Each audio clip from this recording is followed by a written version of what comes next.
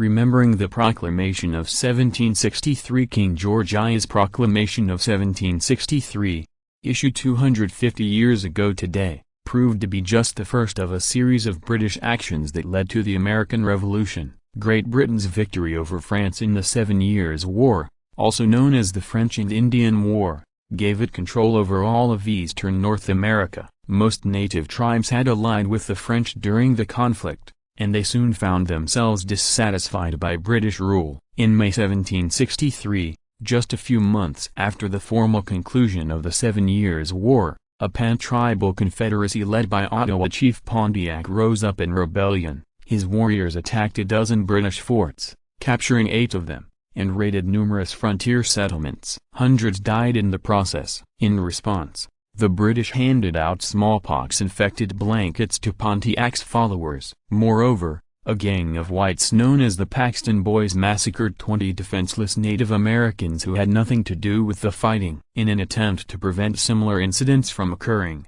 King George III issued a royal proclamation on October 7, 1763, which established 3 new mainland colonies, Quebec, West Florida and East Florida, extended Georgia's southern border and gave lands to soldiers who had fought in the 7 Years' War. More notably, it banned colonial settlement west of the Appalachian Mountains, at least for the present, and until our further pleasure be known. Those colonists already there were ordered to relocate, acknowledging that great frauds and abuses have been committed. The proclamation furthermore prohibited individuals from buying tribal territory. Instead, only the Crown could now make such purchases.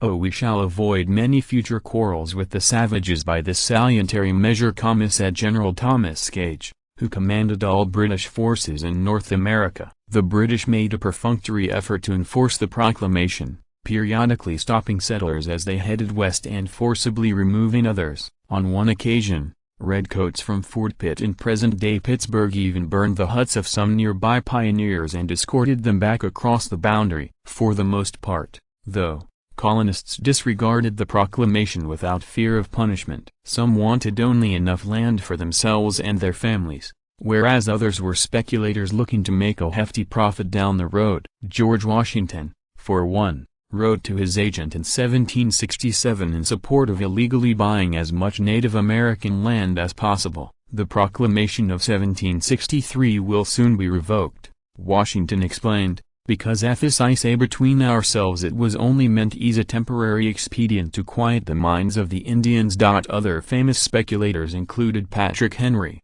best known for his "Oh give me liberty or give me death" speech, and Henry Lawrence, who later served as president of the Continental Congress. Washington's prediction proved prescient the following year, when the British moved the boundary line westward as part of the Treaty of Fort Stanwix. Under the deal, the Iroquois agreed to give up parts of present-day New York, Pennsylvania, Kentucky, Tennessee and West Virginia in exchange for cash, gifts and the, soon-to-be broken, promise of a permanent border. But although the Iroquois claimed those lands, they did not live there. The tribes that did, such as the Shawnee, were infuriated, and ended up going to war with the British in 1774. Meanwhile, further south, the Cherokee surrendered tens of thousands of square miles in a series of treaties. Also losing territory were the Creeks, who purportedly referred to the colonists as a Kananuksulji, or people greedily grasping after the lands of the red people. Ultimately, the new acquisitions failed to quiet colonial discontent with the Proclamation of 1763, and though it would be later overshadowed by other complaints against the British, such as the Sugar Act, the Stamp Act, the Townshend Acts, the so-called Intolerable Acts and the Boston Massacre, it remained enough of a concern that the Declaration of Independence criticized King George III for erasing the conditions of new appropriations of lands. By winning their freedom from the British in 1783, the Americans rendered the proclamation moot, but it has lived on to this day in Canada, where it forms the legal basis for native land rights. We must recall the intent that brought all our ancestors together so many years ago. Sean A. and Chut Ataleo, National Chief of Canada's Assembly of First Nations, said earlier today at a 250th anniversary event, and ensure that we live up to the promises in the treaties and other agreements that stem from the foundation of the royal proclamation.